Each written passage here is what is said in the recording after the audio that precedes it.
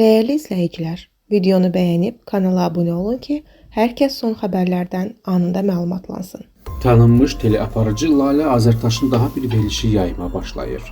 Məlumata görə o, gələn həftədən etibarən gündə 2 dəfə efirə çıxacaq. Belə ki, Lalə Azərtaş təsir dairəsi verilişi ilə yanaşı Ümidlə Yaşa adlı yeni proqramın da aparıcısı olacaq. Yeni veriliş saat 12:30-da, təsir dairəsi isə 16:00-da başlayacaq. Ümidlə Yaşa adından yeni verilişdə ehtiyacı olan insanlara yardım ediləcək. Bakıda evdən meyit tapılıb. Xəbər verilir ki, hadisə Nizami rayonu Qaraqarel prospektində qeydə alınıb. 97 yaşlı Məqsumə Sadıxovna Gəncəyevanın meyiti yaşadığı evdə aşkarlanıb. Meyitin üzərində zorakılıq əlamətləri olmayıb. Araşdırma aparılır.